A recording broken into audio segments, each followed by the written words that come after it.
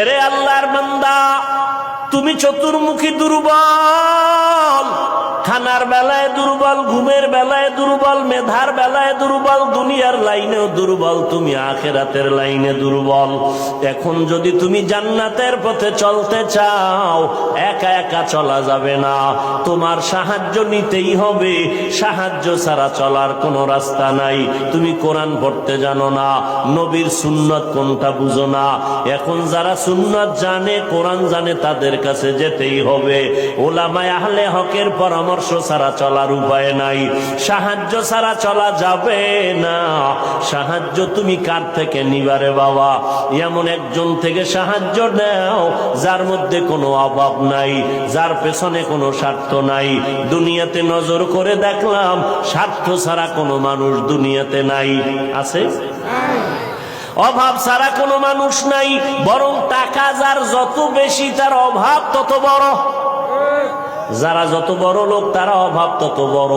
অভাব গরিবের 100 টাকায় সমাধান হয়, বড় লোকের 1,00,000 টাকায় অভাব সমাধান হয় না। এই স্বার্থ ছাড়া, অভাব ছাড়া একজন পাইবা, তিনি আর কেউ নয়, আমার আল্লাহ।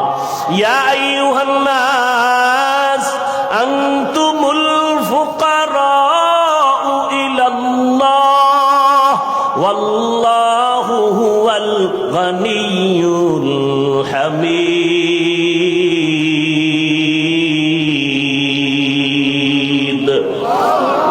गर तवक्कुल मी कुनी हर सुबह शाम, मेरा सनद रिज़्क़ तू अज़ला मकाम।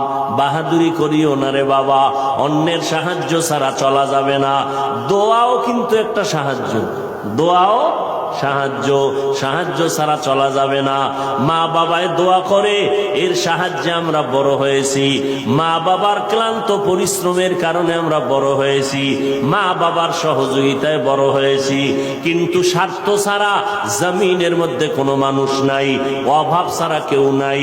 যার কোনো অভাব নাই তিনি হলেন আমার আল্লাহ, যার কোনো স্বার্থ নাই তিনি আমার আল্লাহ। এরে বান্দা, নিজেরে বড় মনে করলে ধ্বংস অনিবার্য। আল্লাহর এক বান্দা বড় আবেদ, আমার নবী সাহাবায়ে কেরামদের ঘটনা শুনাইতেছেন। বড় আবেদ, বনি ইসরাইলের ভেতরে নাম বড়, নাম ডাক বেশি, এত ইবাদত করতেছে। একদিন সিদ্ধান্ত নিয়ে নিল, ঘরের মধ্যে থাইকা ইবাদত একুরেট হয় না, মানুষের সাথে চলাফেরা, মানসিকতা নষ্ট হয়ে যায়। সিদ্ধান্ত নিয়া পাহাড়ের কিনারায় চলে গেল। পাহাড়ের উপরে উঠা ছোট্ট একটা রুম বানাইয়া ওইখানে